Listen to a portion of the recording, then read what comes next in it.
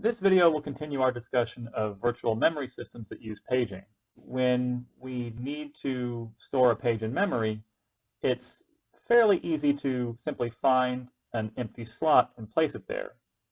However, sometimes memory is full and we have to remove something before placing the new page. And so this video will focus on the replacement policy used in a paging system. For the sake of this video, we're going to assume that we have some fixed set of memory frames that can store pages from our virtual memory system. And to keep things simple, this collection of memory frames will be very small. In different systems, the collection of available frames might be associated with a particular process, or there could be a global set of frames shared by all processes. That issue isn't really relevant for the moment. All we need to worry about is that we have some fixed set of frames, here just 3 frames, and we're going to have a sequence of page accesses. And we have to decide which ones we will keep in memory and which ones we will remove to make room for new page accesses. So these numbers across the top here represent the pages that I'm accessing. And time goes from left to right. So I'm accessing page 2, then 4, then 5, then 2, and so on. So notice that I will sometimes access a page that's already present, or at least that I've already accessed before. And our goal here is to avoid removing pages that we're going to need to access in the near future, because reading in those pages from disk is a costly operation, and we want to minimize that. Now, if the frame set starts off empty, then we have no choice. We have to go to disk to read in the pages as we access them. So when we read page 2, we put it in. Next, page 2 will still be here, and when we read page 4, we'll put it in the first available slot, which is right there. And then when we read page 5, we'll put it in the last available slot. When we access page 2, that page is already in memory. So there's nothing to replace, and so nothing changes. So no page fault occurs. So technically, page faults did occur on each of these steps, but those steps were unavoidable. There was no way to avoid those page faults because memory was empty to start. When we read page 6, now we have a decision to make. And so this is where the behavior of our system will vary depending on what our exact replacement policy is. Now, before I show you any real page replacement policies, it's useful to consider what the best we could possibly do is. In other words, what is the optimal policy? It's generally not possible to implement this policy because it will require a perfect knowledge of what happens in the future. So when you're actively running a system, you're not going to know which pages you're going to need in the future. You might be able to predict it sometimes, but in general, you won't have perfect knowledge. So this optimal policy is something that we can really only figure out for a specific set of known page references sort of after the fact. So how does it work? Well, we want to avoid page faults. When we access page 6, a page fault is absolutely necessary. There's no way to avoid it because 6 is not currently in any of these memory frames. So we have to pick one of these pages to remove. But we want to pick the one that we need the least. So if we look ahead into the future, we see that 5 is going to be needed right away. So I don't want to remove 5. And soon after that, we need 4. So I don't want to remove 4.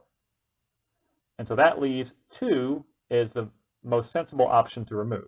Now we will need 2 again eventually, but not for a while. So the optimal choice is to remove the page that will be least needed in the immediate future. So I'm going to put 6 where the 2 was and keep the 4 and the 5. And I'll mark this as a page fault. And because this occurred after the initialization, I'll put a little F here to distinguish it from the X's that I put in those slots. And because I didn't remove the 5, that means it's still there when I read it here. And then I read the 4, but then we read page 1 for the first time. So we've never encountered this. We have to remove something, so we'll have a page fault here. And we need to decide what to remove. Given the limited knowledge we have, any of them would actually do, because the 3 frames I have in memory, 6, 4, and 5, are not any of the frames that I see here. Now, if I had some knowledge of which frames were being accessed after this point, for example, if I knew the next page being accessed was 6, well, then I wouldn't want to remove the 6. And I could remove either the 4 or the 5. And let's say that after that, I knew I was going to access page 5. Well, then it's clear that the 1 to remove to make room for the 1 is the 4. Then I read a 3. I have to replace something. I know I'm going to need the 6 and the 5 soon, so I'm actually going to replace the 1 that I just put in there. And then I read page 2, and as far as I know, I'm not going to need page 2 again in the near future. I need 6 and 5. So I will replace the 3. So this is only possible with the optimal policy because I know what's going to happen in the future. In general, we don't have this knowledge. So what do we do when we don't have this knowledge? The simple approach is a first in, first out, or FIFO approach, which basically behaves like a queue. Now, we'll still start the same. When memory is empty, we have to fill it up first. And if we access a page that's already in memory, we don't have to replace anything. So we only begin to potentially differ from our optimal policy when we make this first page access of a page that's not in memory. So the question is, which page do we replace? Well, 2 was placed in memory first. So a FIFO policy will remove whichever frame has been in memory the longest. So the 2 gets replaced with a 6. Now this happens to be a good decision because 2 is accessed next further in the future than either the 4 or the 5. But the FIFO policy didn't know that. It just sort of coincidentally worked out. Now next we access 5, and because 5 is already in memory, nothing bad happens. When we access the 4, but what happens now? Well, 1 is not in memory. And I'll also note that a page fault occurred here, and 1 will occur here as well. So what do we replace at this point? Well, at this point, 4 has been in memory the longest. So we'll keep the 6, replace the 4 with a 1, and then keep the 5. The 3 is not present in memory, so another page fault occurs. But now the frame that's been around the longest is the 5. So I will keep the 6, keep the 1, and replace the 5 with a 3. And so this actually differs from the optimal policy because in the optimal policy, we knew that an access of the 5 was coming up in the near future. So we actually wanted to keep that around. But FIFO has no knowledge of the future and is simply removing whatever's been in memory the longest. Similarly, when we access page 2, it is now time to remove the 6. So we'll have 2, 1, 3. And so the total number of page faults that have occurred in this section of the process is the same as what we had with the optimal policy, just 4 page faults. But we can see that if we really do access pages 6 and 5 next, then this FIFO policy will have 2 additional page faults that the optimal policy would not have experienced. So we would like to do a bit better by using a bit more knowledge. And although we can't predict what's going to happen in the future, we can use what happened in the past and make a guess about what will happen in the future. Now, recall that the principle of temporal locality states that a memory location that has been accessed recently is more likely to be accessed again in the near future than some location that wasn't accessed as recently. And this is generally true in real programs because real programs tend to re-access the same memory over and over again. For example, frequently updating a variable's value multiple times. Now, although this principle is generally true in real programs, keep in mind that this sequence of page accesses is not a real program. It's just something I made up. And also, we're only dealing with probabilities. Even though it is more likely that you will access something that you've recently accessed again, it's not guaranteed. So given those caveats, let's talk about the least recently used policy. The least recently used policy, or LRU, will choose to replace the page which has been used least recently. So what does that mean in this case? Well, that page fault will still happen because 6 is not in memory, but now we look back through the sequence of page accesses and we see that we actually accessed page 2 right before that. So we will not replace page 2, and we will not replace page 5. Instead, we will replace page 4 because it was the least recently used. So we keep the 2, replace the 4 with a 6, and then keep the 5. Now, we know, with our perfect knowledge of the future, that this was not the best idea. But given the tendency of the principle of temporal locality to be true, it was a reasonable decision to make. So now what happens? Well, page 5 is already in memory, so nothing changes here. When we access page 4, we have a fault, and we have to figure out what was accessed least recently. Well, we just accessed 5, so we'll keep that, and we just accessed 6, so we'll keep that, and so now is where we replace the 2. But we have another fault with the 1. We go back, keep the 4, keep the 5, and replace the 6. And then when the 3 comes, that will be a fault. We'll keep the 1, keep the 4, replace the 5. And then we access 2 again. So it would have been good to keep the 2 around, but couldn't have known that.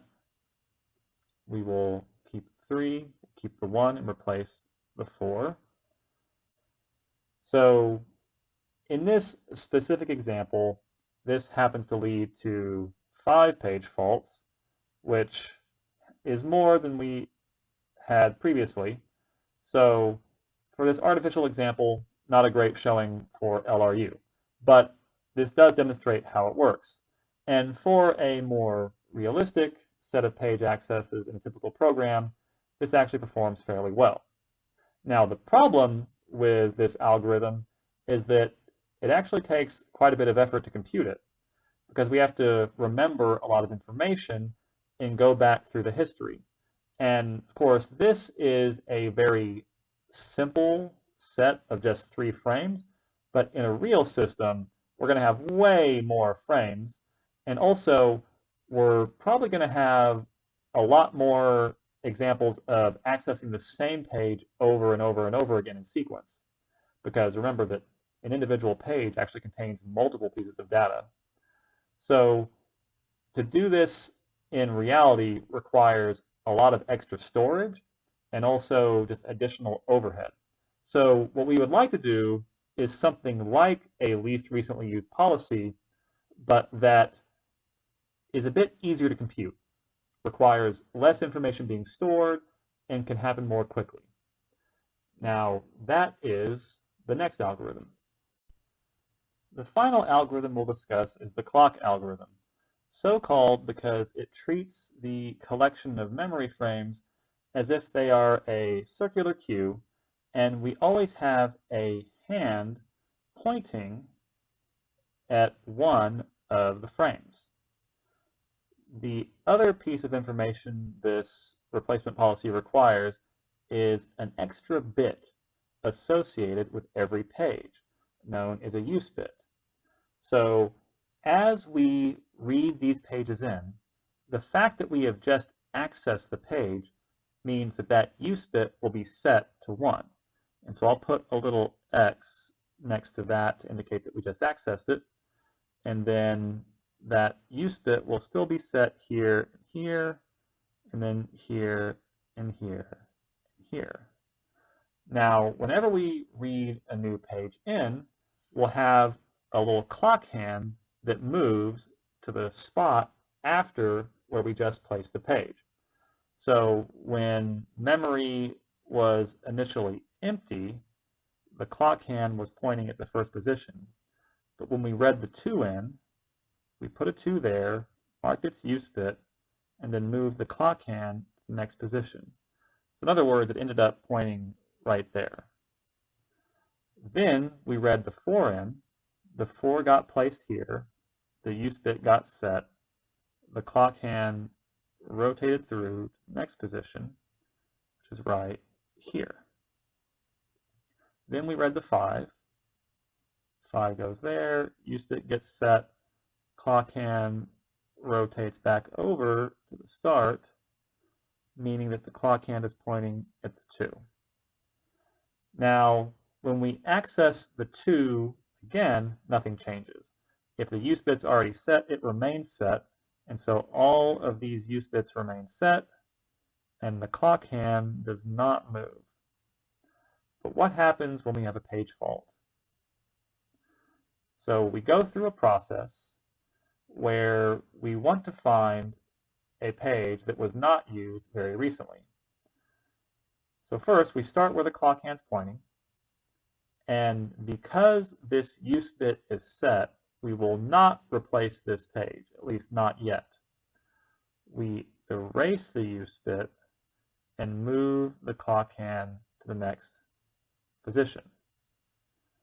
This use bit is also set, so we remove that and then move the clock hand along.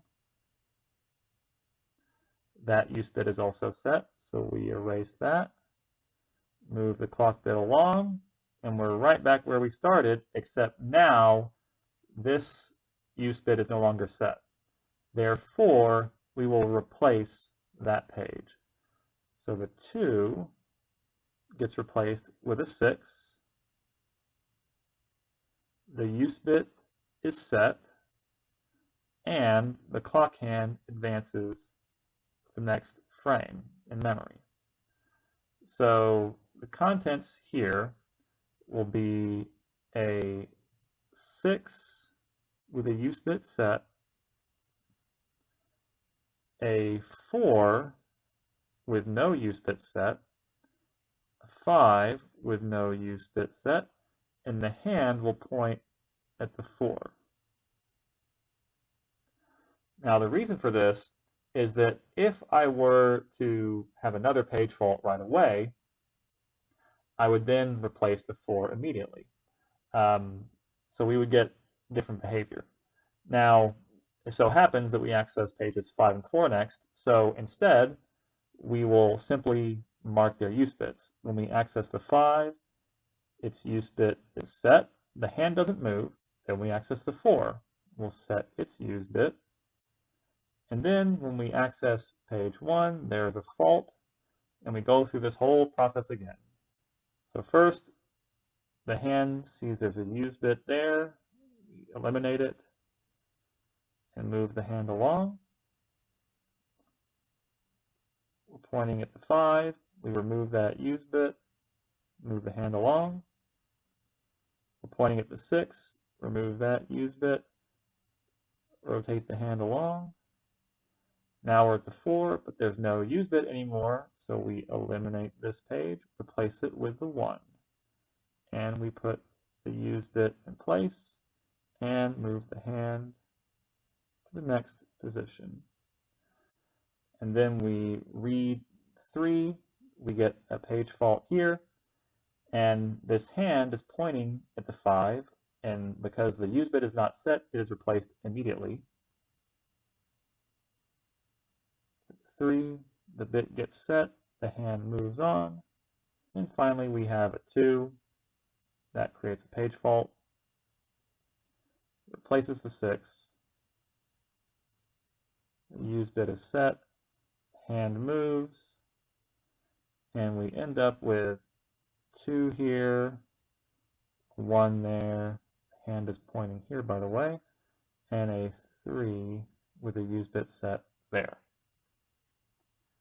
So tracking the behavior of the clock algorithm is a bit more complicated than some of the other algorithms, but in terms of performance, it does give a nice trade-off between the efficiency of first in, first out and the behavior of least recently used.